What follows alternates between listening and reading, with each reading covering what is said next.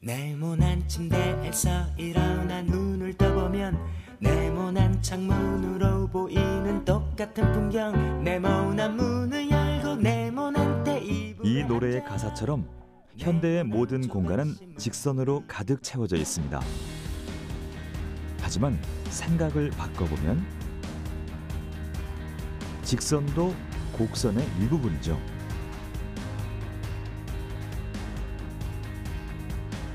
그리고 지금 산업화, 도시화의 물결에 묻혀버린 곡선의 아름다움이 다시금 주목받고 있습니다.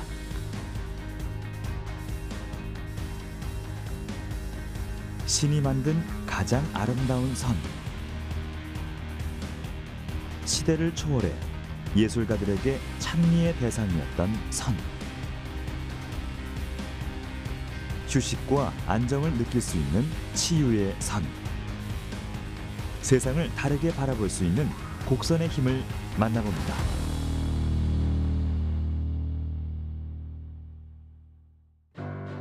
세상에는 두 가지의 선이 존재합니다. 직선과 곡선.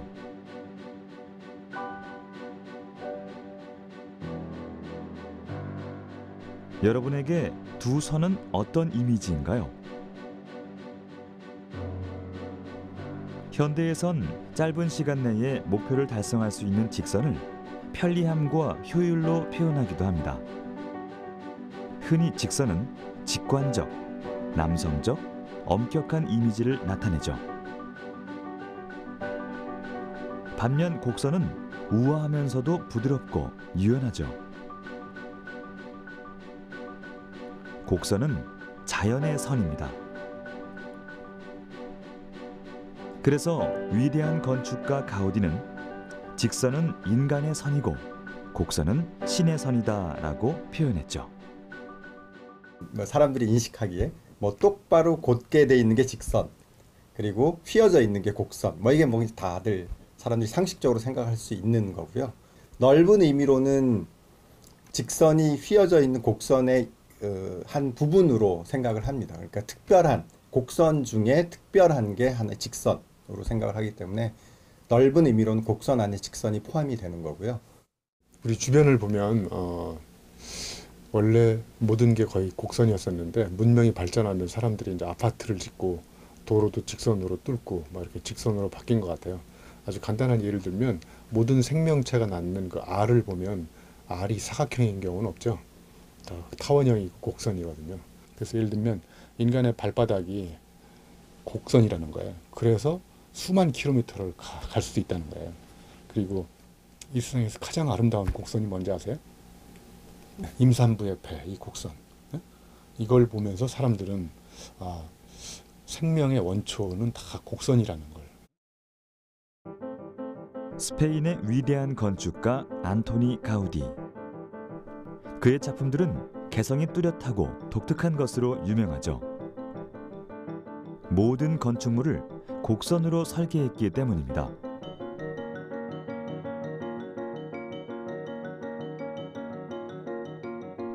이를 통해 직선과 각이 절대적이었던 기존 건축의 개념을 송두리째 흔들어 놓았던 가우디. 지금은 세계인의 사랑을 받지만 당시에는 기괴하다는 평을 받기도 했죠.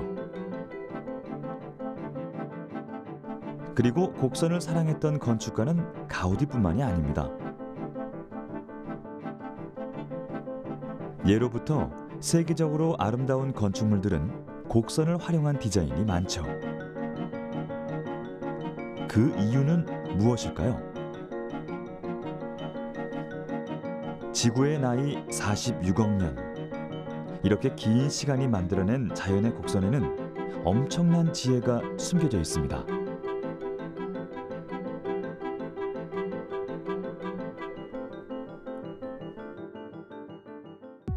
여기 직선과 곡선이 있습니다.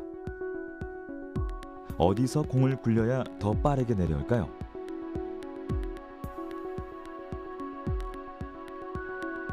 잘 보셨나요? 동시에 공을 떨어뜨렸지만 곡선의 공이 더 빠르게 내려가는 것을 볼 수 있습니다. 비밀은 사이클로이드 곡선, 중력을 이용해 빠르게 움직이는 거죠.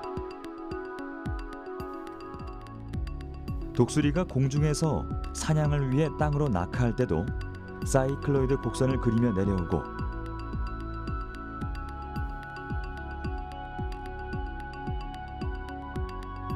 물고기의 비늘 역시 둥근 사이클로이드 구조입니다. 롤러코스터의 내리막길이 휘어진 까닭도 빠르게 내려오기 위해서죠.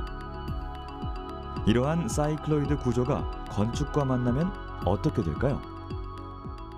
중력을 이제 요 사이클로이드 면에 수직인 부분하고 요 흘러가는 부분하고를 이렇게 쪼개쓸 수가 있는데, 요 쪼개지는 부분이 결국 얘가 가속돼서 얼마나 빨리 갈 수 있는 힘을 주는 거거든요.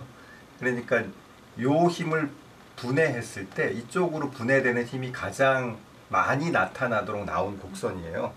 그러니까 이제 가속을 가장 빨리 할 수 있어서 이제 가장 짧은 시간에 떨어지는 건데, 그러니까 그 얘기는 이렇게 돼 있던 힘을 이쪽 방향, 즉 요 사이클로이드 요 면의 방향으로 분산을 시킬 수 있는 거기 때문에, 다리에서도 아치를 이렇게 만들었을 때 중력이 이렇게 작용하면 이걸 이쪽 방향과 이쪽 방향으로 분해해 주는 게 훨씬 커서 이제 힘을 분산을 시킬 수가 있어서, 그래서 이제 얘가 다른 거보다 튼튼하게 버틸 수 있다, 이런. 요약하자면 효율적으로 힘을 분산시킬 수 있다는 이야기. 이를 통해 우리에게도 익숙한 아치 구조가 탄생했죠. 위에서 가해진 힘은 아치의 양방향으로 나눠지게 됩니다. 이로써 어느 한 지점으로 무게가 집중되지 않고 힘이 분산되기 때문에 구조상 아주 강한 안정성을 갖게 되는 것이죠.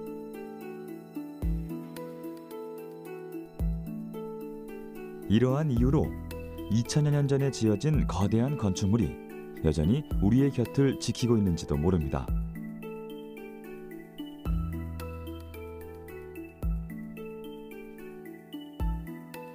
세계 최대의 석조 건물인 판테온 신전은 총 5천여 톤에 이르는 천장의 무게를 기둥 하나 없이 버텨냅니다.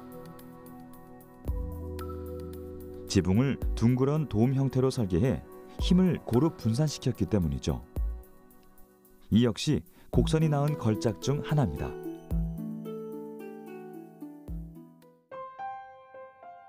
일찍이 우리 선조들 역시 곡선을 지혜롭게 사용했죠. 목조 건물인 한옥은 빗물에 취약하기 때문에 지붕의 기와를 곡선으로 만들어 빗물을 빠르게 흘려보냈습니다.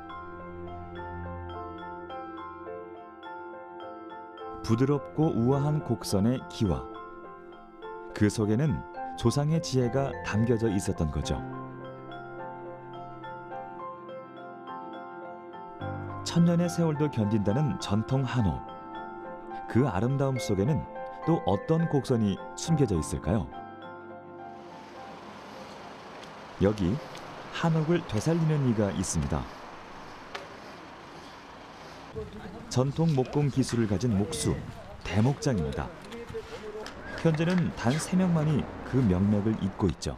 잡아 당길 때 뒷다리 번쩍 들었다가 발이 놓으면서 연그지게. 중요 무형문화재 74호 최기영 대목장.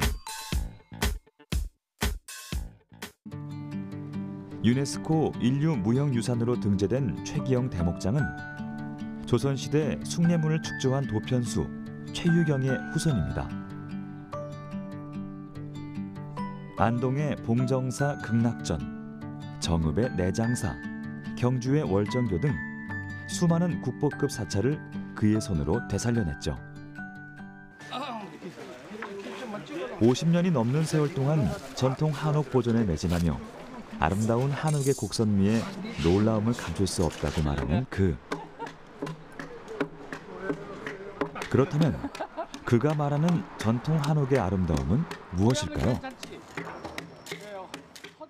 자연의 곡이란 말이에요. 자연의 곡. 즉 말하자면은 멀리 저 높은 산을 바라볼 때 높낮이가 자연스럽게 이루어졌잖아. 그와 똑같은 이치를 가진 것이 한옥이란 얘기야.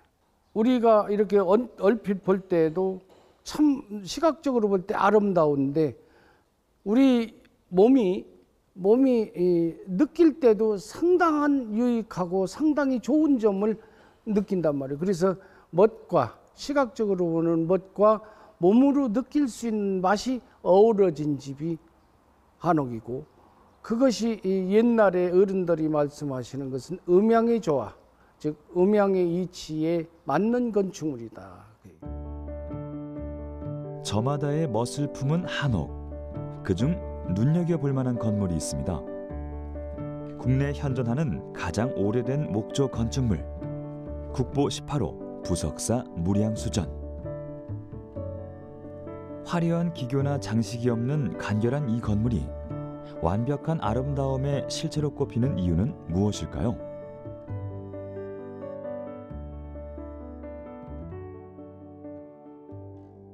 그게 옛날에 전통 용어로 항아리 기법, 배 흘린 기법, 배가 부르고 그 아래로 흘렀다고 해서 배 흘린 기법이에요. 그거는 고려시대 때 많이 이루어졌던 일들이에요, 그게. 그리고 곡선이라는 것은 이렇게 반듯하면은 뭐든지 수평이 되면 양쪽이 이렇게 처져 보이잖아. 이렇게 처져 보여요. 이게 수직선을 맞추더라도 위로 양쪽 귀가 이렇게 올라가 줘야 눈으로 시각적으로 이렇게 볼 때는 아, 이게 반듯해 보이지. 반듯하게 수평을 보고서 집을 지어 놓으면 이렇게 날개가 처져 보이는 거라, 눈으로 볼 때는. 이게 시각적인 기법과 실질적인 기능적인 기법이 틀리죠. 부석사 무량수전은 절제된 곡선미의 극치를 보여줍니다. 자세히 살펴보면 평면이 오목거울처럼 휘어져 있죠. 위나 옆에서 봐도 처마선이 곡선을 그리고 있습니다.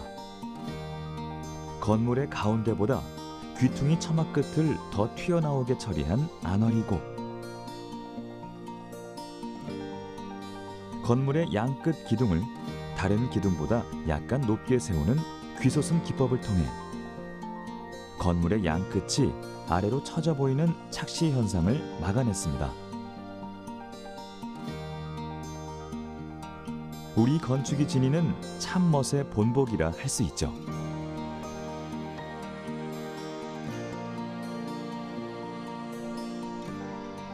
곡선의 형태는 시대별로 달라도 그 설계의 목적은 비슷합니다.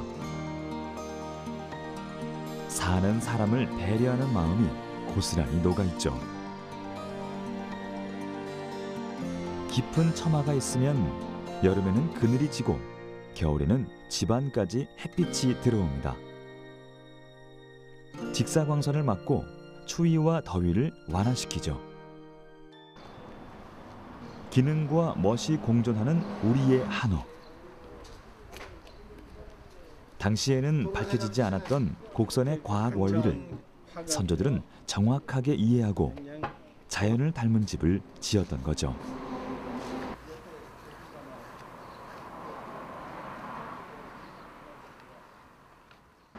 이 조화지, 이 길이도 크기도 전부 건폐율에 따져서, 건평이 크고 집이 크면은 웅장을 대로 같이 따라가 줘야 되는 거야.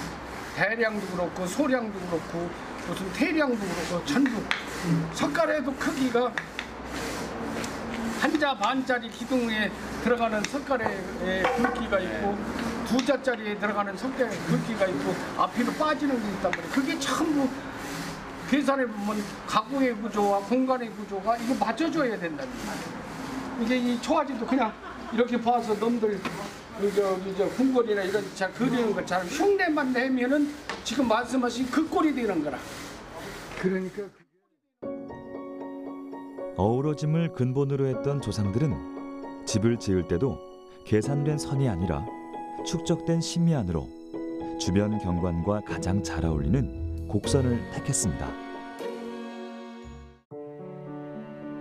반면 현대 도시의 모습은 자로 잰 듯한 직선입니다. 그 속에서 전형적인 모습을 탈피한 곡선들은 더 특별하게 여겨지기 마련입니다.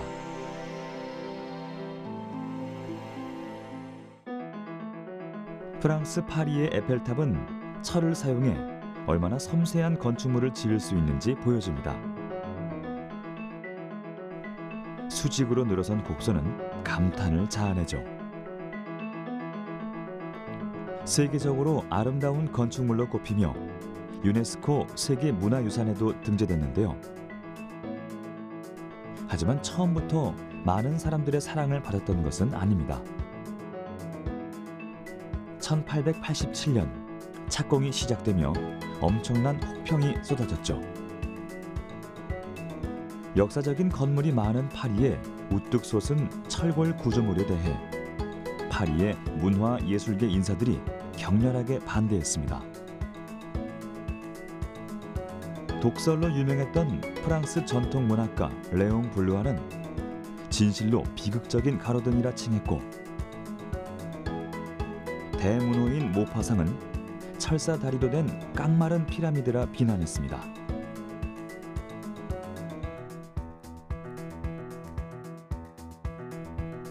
이런 혹평 속에 한때 해체 위기까지 겪었던 에펠탑.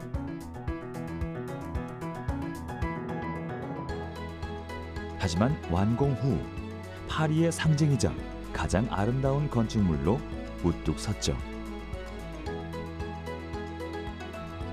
비난을 최고의 찬사로 바꾸며 에펠탑 효과라는 말까지 탄생시킨 건축물. 그 아름다움은 300m 높이로 상승하는 곡선에 있습니다. 바람의 힘을 이겨내기 위해 탑은 곡선으로 만들어졌죠. 이처럼 아름다운 곡선은 정형화된 도시의 이미지를 희석시킵니다. 사람들에게 익숙함과 편안함을 주죠. 그래서 세계인에게 사랑받는 랜드마크는 곡선의 형태가 많습니다. 오늘날 실내 경기장으로 쓰이는 스타디움, 즉 돔구장은 고대 로마 시절부터 널리 쓰이던 건축 양식이 현대까지 이어진 경우입니다. 기둥이 없기 때문에 공간 활용이 편하고 많은 인원을 수용하기에 적합하죠. 미국 샌프란시스코를 상징하는 금문교 역시 예부터 사용되던 아치 구조가 현대에도 활용된 경우입니다. 거대한 다리를 짓는데 곡선 구조만큼 좋은 것은 없었죠.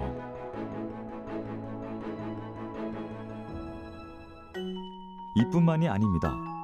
일상의 다양한 곳에서 심미안을 자극하는 곡선을 만나볼 수 있죠.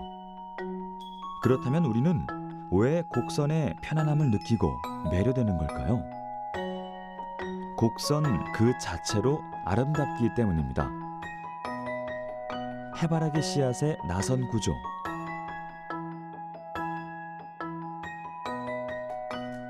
미의 전형인 밀로의 비너스, 태풍의 눈에서 발견되는 나선형 곡선은 모두 황금 비율입니다. 이런 이유로 곡선은 학자들에게 탐구의 대상이었습니다. 파스칼은 곡선 연구에 푹 빠져 치통도 잊었고, 철학자 니체는 모든 진리는 휘어져 있다며 곡선을 찬미했죠. 아름다움의 비밀을 간직한 곡선은 동서양을 막론하고 수많은 사람들을 매료시켰습니다. 그리고 자연이 만들어낸 가장 아름다운 곡선 가운데 하나가 바로 인간입니다. 인체의 곡선은 시대를 초월해 예술가들의 찬미의 대상이었죠.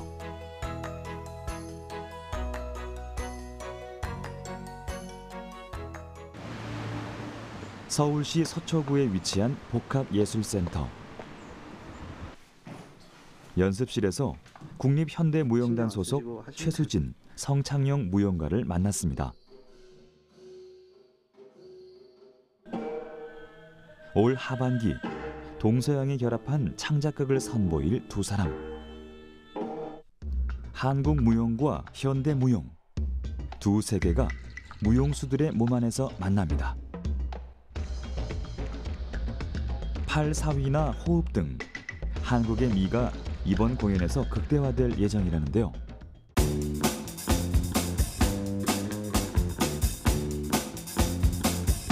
희로애락을 언어가 아닌 몸의 선만으로 표현해내야 하는 춤.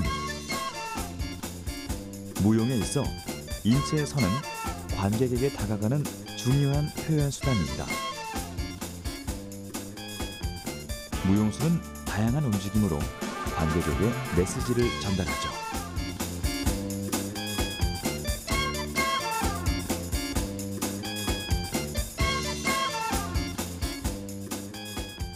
아무래도 근데 한국 무용은 이제 굴림이 되게 많아요. 그래서 이런 움직임 자체는 사실 굉장히 오랜 숙련을 통해서 나오는 어떤 폴드브라기 때문에 저희 현대무용수들한테는 그렇게 쉬운 작업은 아니었어요. 그래서 기존에 저희가 가지고 있는 그런 되게 파워풀하고 되게 직선적이고 어떻게 보면 바깥으로 내뿜는 그런 에너지로 많이 춤사위를 했다면 이번에는 힘을 굉장히 빼고 그다음 손끝도 굉장히 굴림이 많고 그런 것들이 굉장히 차이가 있어서 저희가 되게 많은 연습을 하고 있습니다.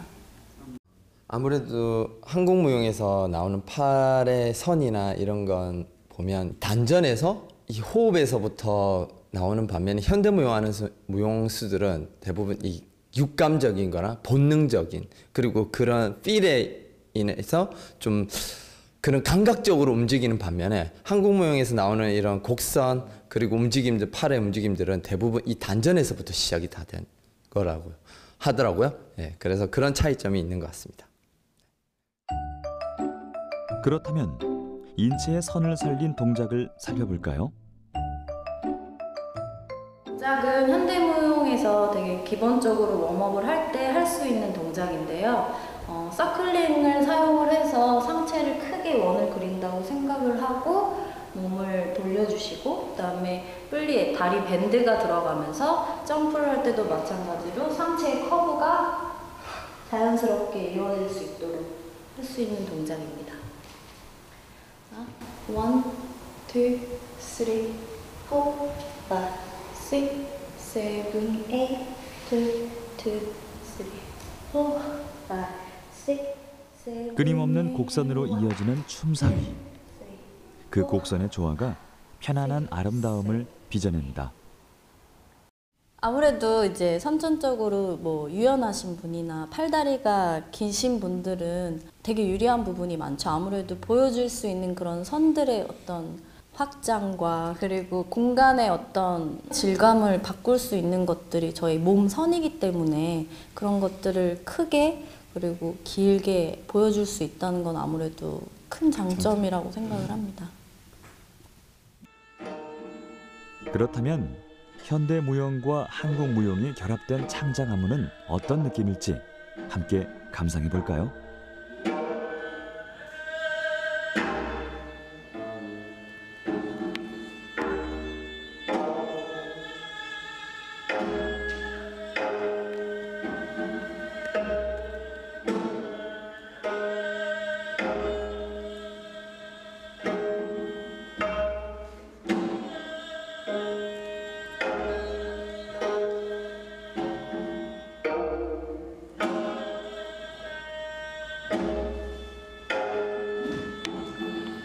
아름다운 꽃이 만개하듯 두 사람의 몸짓을 통해 피어나는 선.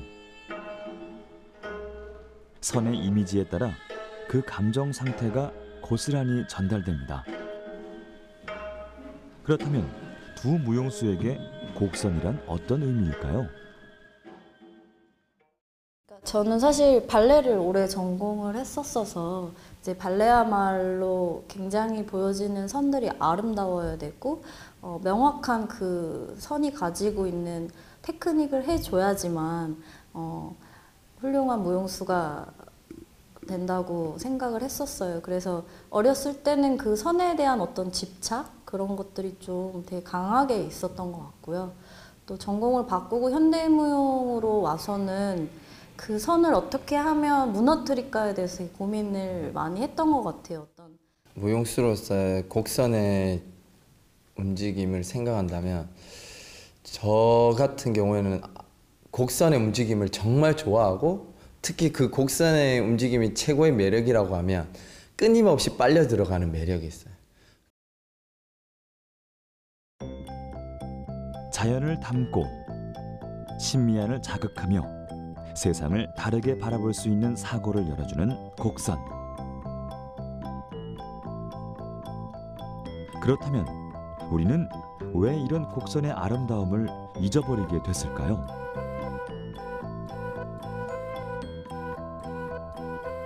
그 이유는 산업화입니다. 빠른 도시화는 자연의 속도를 이겨버리고 인간은 기계의 속도를 쫓기 시작했습니다.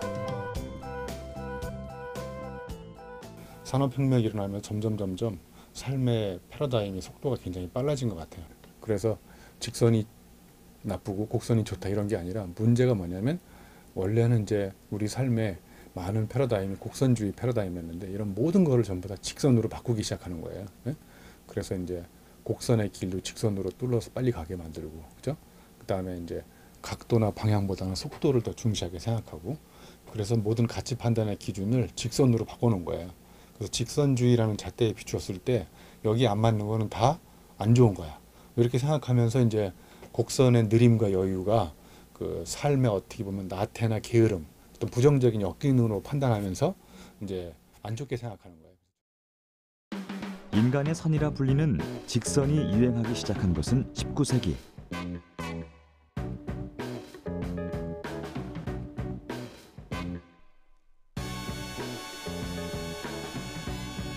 두 차례의 전쟁과 산업혁명으로 세상은 혼란스러웠습니다. 실향민과 노동자들이 대거 도시로 몰리며 도시 계획을 통해 좁은 땅을 효과적으로 활용하기 시작했습니다. 도시는 효율적인 직선으로 설계됐고 사각형의 성량값을 연상시키는 아파트와 빌딩들이 들어섰죠.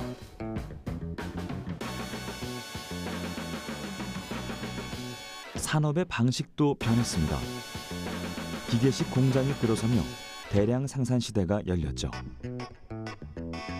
이윤 창출을 위해서는 빠르고 편리한 직선이 유리했습니다. 만들 수 있는 디자인이 한정되며 IT 기기도 자연스럽게 각진 형태를 따랐죠.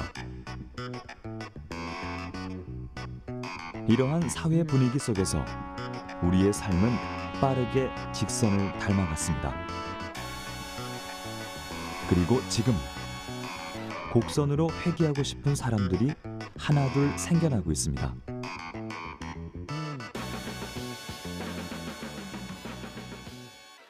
이제 사람들이 그동안 이제 엄청나게 빨리 달려왔거든요. 네?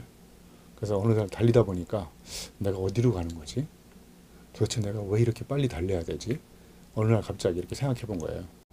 모든 행복이 그 목적지에 있는 줄 알고 달려왔는데 목적지에 있지 않고 목적지로 가는 수많은 간이역의 행복이 있다는 걸 알게 된 거예요.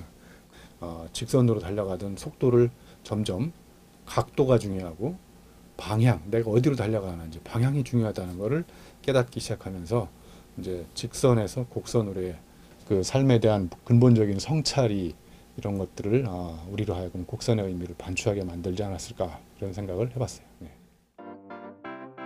현대인의 곡선에 대한 그리움은 일상의 물건들부터 변화시키기 시작했습니다. 특히 천천히 달리는 자전거는 여유로운 곡선을 표현하기에 가장 좋은 도구죠.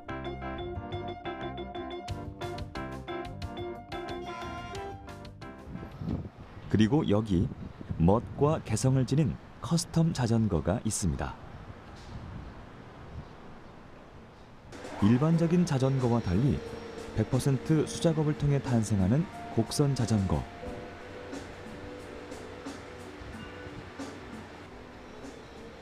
왜 이런 디자인을 만들게 된 걸까요? 제일 첫 번째는 신미성입니다. 그 기능 위주의 달리기만 하기 위한 자전거들이 이제 가장 효율적인 형태를 가지면서 너무 기능 위주로만 그 진화하다 보니까 이제 그 반대 급부에서 좀 더 신미성과 그 더 커스텀하기 좋은 형태로 그리고 더 아름다운 형태를 유지하기 위해서는 곡선이 반드시 필요하거든요. 앉아 보시고 이거 지금 수리차 들어온 자전거인데 곡선 자전거는 마치 모터사이클처럼 무게 중심이 낮은 것이 특징입니다. 그리고 이제 달릴 때는 그 시야가 일반 자전거보다 훨씬 넓죠. 이렇게 달리기 위주의 땅만 쳐다보는 자전거랑 좀 잡고 있는 것도 되게 안정적인 것 같아요. 그렇다면 안정적인 곡선 프레임은 어떻게 탄생할까요? 핸들링 할 때도 훨씬 편하고. 일반적인 자전거와 달리 곡선 자전거 제작은 손이 많이 갑니다. 알루미늄이나 스틸 소재를 휘어내는 과정,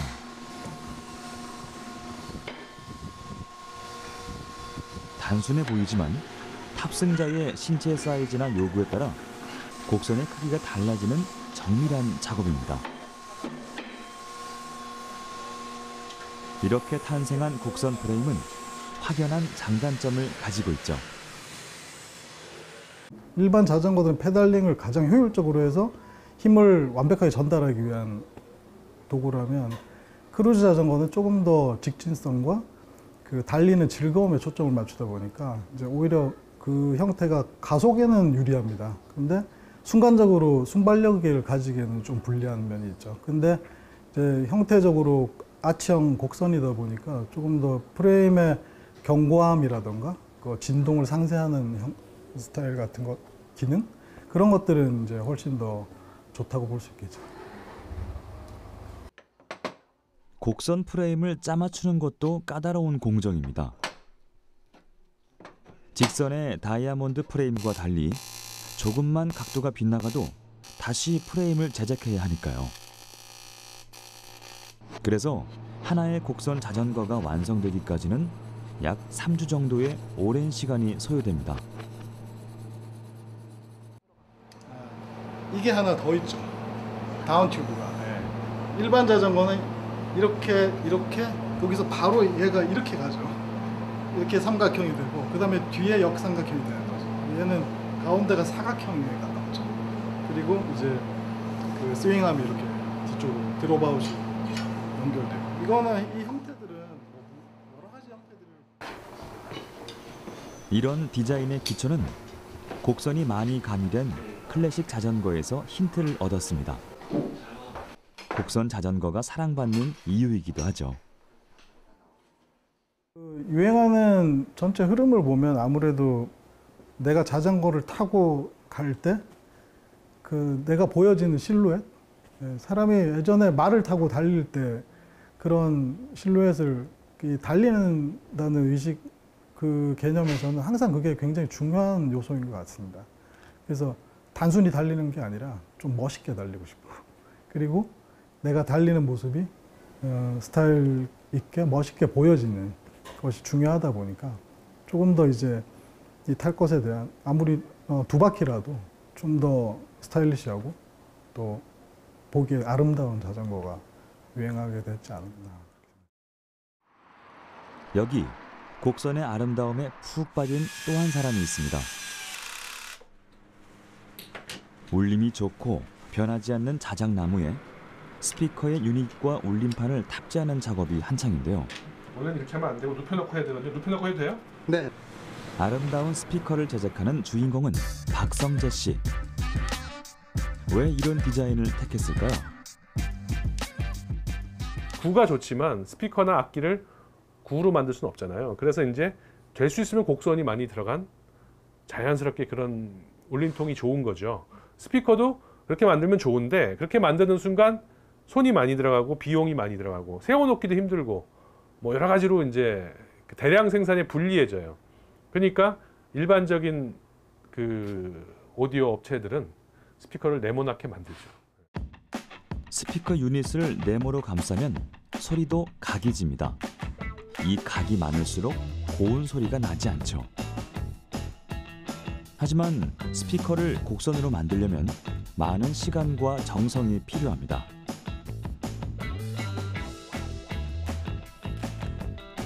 스피커 본질에 충실하자는 생각에서 나온 곡선의 디자인. 마치 하나의 예술 작품 같은데요.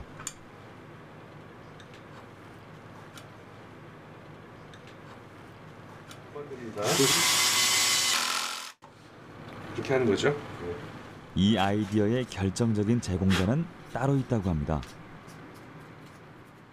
와이프가 네모난 스피커는 그만 만들으라는 거예요. 그러니까 안 예쁘대요.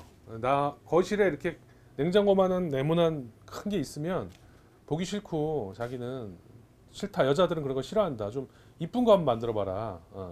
인테리어에 좀 도움이 되는 걸로. 그래서 제가 그래? 알았어. 그래가지고 그다음부터 이제 스피커 디자인에 대한 공부를 좀 하기 시작했어요.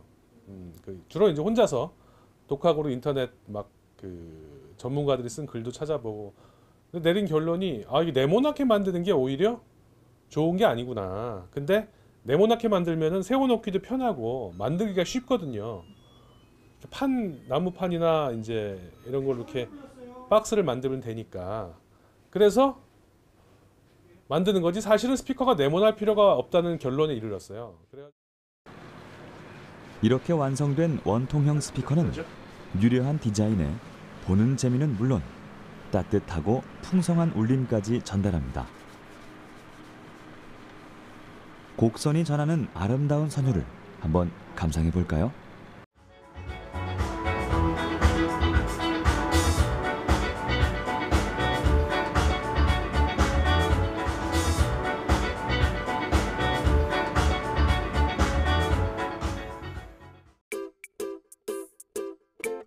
우리도 미처 알지 못하는 사이 생활 속 다양한 곳에서 직선을 곡선으로 되돌리려는 이른바 곡선 회귀 현상이 나타나고 있습니다.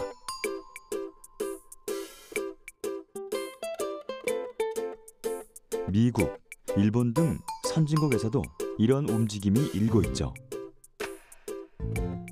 요코하마시에 흐르는 이타치강. 콘크리트 제방을 쌓아 직선으로 정비했던 하천을 복원. 악취가 진동했던 강물을 시민들이 즐겨 찾는 생태 하천으로 되살렸습니다. 지난 5월 전주시에도 유사한 사례가 등장했죠. 독특한 생김새의 도로. 직선이었던 도로를 구불구불 곡선 도로로 변경한 첫 마중길입니다.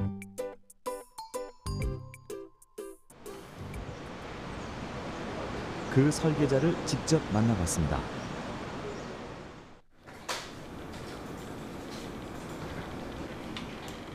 자동차보다 사람, 콘크리트보다는 생태의 도시, 직선보다는 곡선의 도시를 지향하고 싶었다는 유현준 건축가.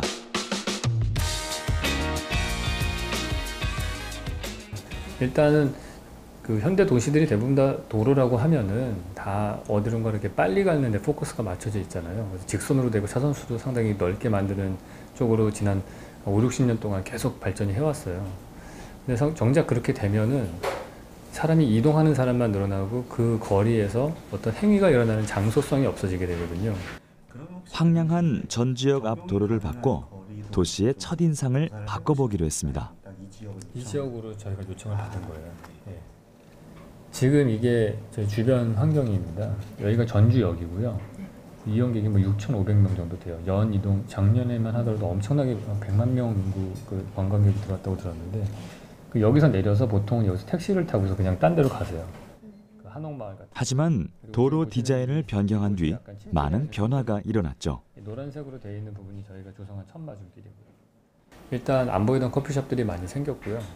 그 말은 이제 사람들이 이곳에 머무르려고 한다는 거죠. 그걸 바라볼 경치가 생겼으니까 그 가루 뭐 컨테이너로 만든 커피숍도 생기고 딴 인테리어 고쳐서 만든 커피숍도 생겨났고요.